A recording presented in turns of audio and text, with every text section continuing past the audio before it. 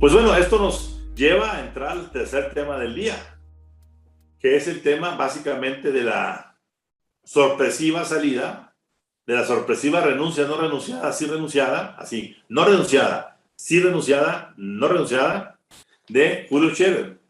¿Qué pasó ahí, Rodrigo? A ver, palabras textuales del presidente. Al presidente le molestó la renuncia porque dice Julio Scherer renunció al cargo y al encargo. O sea, ahí hay un reclamo implícito del presidente López Obrador a Julio Scherer. Pero digamos, ¿qué esperaba el presidente si una parte de la cartera política que tenía Julio Scherer, que era esta relación con el Poder Judicial, esta relación con la Fiscalía General de la República, que era uno de los pocos, digamos, miembros del gabinete que manejaba asuntos políticos, si le quitas eso a uno de tus asesores más cercanos, a quien fue tu consigliere durante 20 años, a quien te apoyó financieramente durante 20 años, bueno, pues yo creo que la renuncia de Julio Scherer era natural si venía un desconocimiento de esta naturaleza hacia su investidura y hacia el apoyo político que durante 2 décadas le dio el consejero jurídico de la presidencia.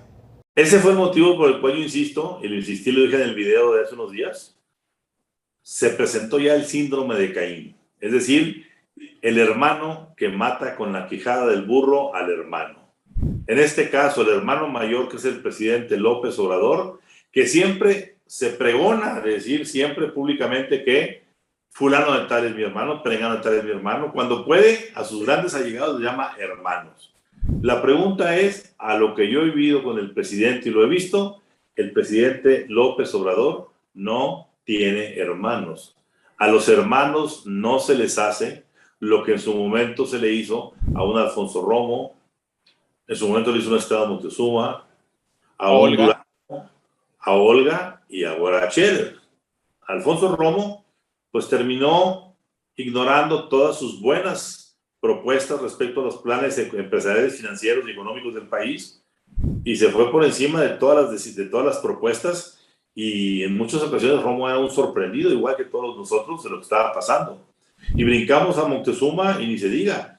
En Moctezuma había 2 secretarías de educación, la del ala izquierda, el ala muy comunista dentro de educación y el ala técnica, que culminó con decir, si ustedes van a querer, ya con la crisis del Canal 11, si ustedes van a querer meter a niños a manejar la educación y demás, pues quédense con ella. Y le encontraron salida decente al mandar a Moctezuma a la embajada en Washington. En el caso de Durazo, ¿qué más decimos? El puro caso de Octavio Guzmán, el hijo del Chapo Guzmán, lo dice todo. Nunca pudo sentarse correctamente como secretario de Seguridad Nacional. ¿Por qué? Porque la decisión final la tomaba siempre, como las toma en todas las secretarías, el único que toma decisiones en este país, que es el presidente de la República. Olga Sánchez Cordero, le acotaron su secretaría, acciones amables, mínimas, cuestión de feministas, derechos humanos, desaparecidos, etcétera, y las cosas fuertes que se van a tener en gobernación, que era una estrategia correcta, se le entregaron al consejero jurídico Julio Scherer. Bueno, pues Julio Scherer era el último representante de esa valvulita de escape que existía para que ante una presión en la olla de vapor, el vapor surgiera por una plática con Scherer. Este país, a nivel de clase pensante, de clase política de alto nivel y empresarial, bajó de estar en una maestría a primaria. Los actores que están entrando son, por decirlo menos, de muy bajo perfil y de muy baja experiencia en esos niveles. ¿Cuántos empresarios van a tener la confianza que tenían o con Romo primero, o con Scherer, o incluso con Olga, para levantar un teléfono y plantear alguna situación? Lo harán con Adán Augusto. Pues a ver, Adán Augusto, su única experiencia es manejar la política específica local de Tabasco.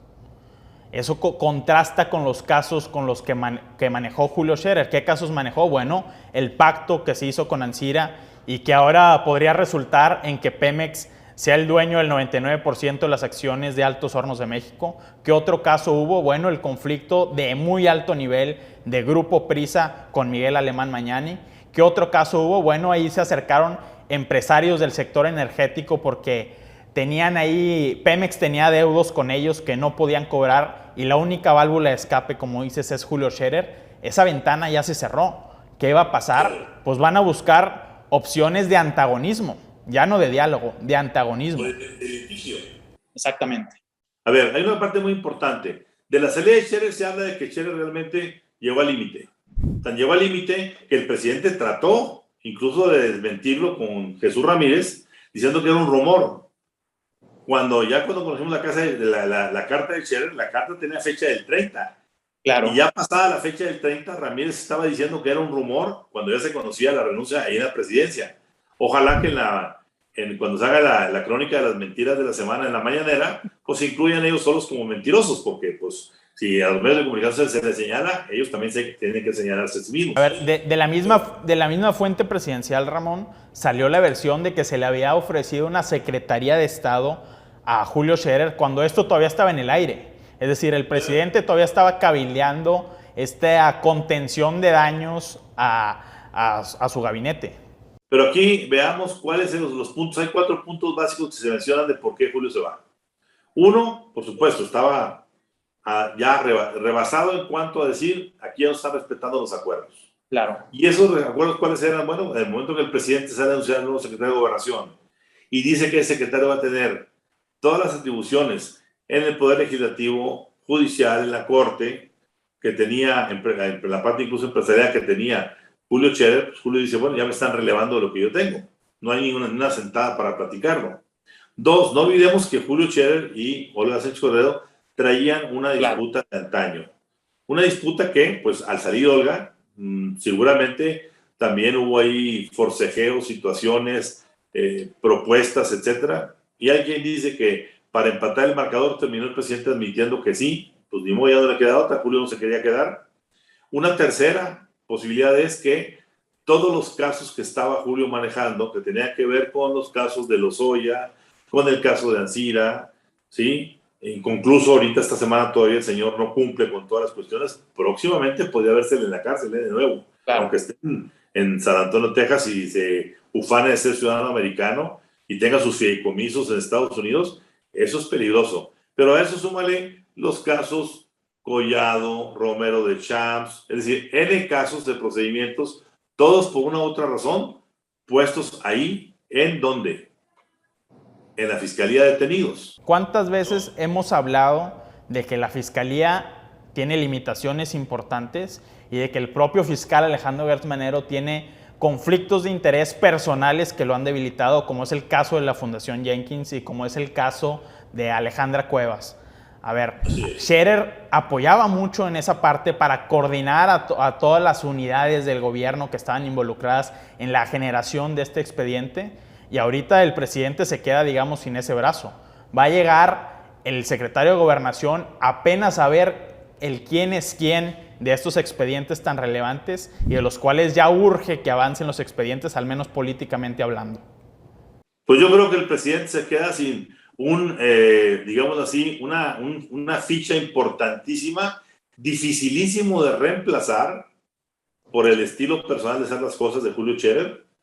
Y que Julio Scherer abiertamente lo ha dicho, se va a la vida privada, no va a estar actuando como consigliere ni como nada de nadie. Y bueno, pues ahora resulta que todos van a estar operando ahí como asesores informales del presidente, cuando a los hermanos pues no se les manda a la casa, se les tiene a un lado para que lo apoyen.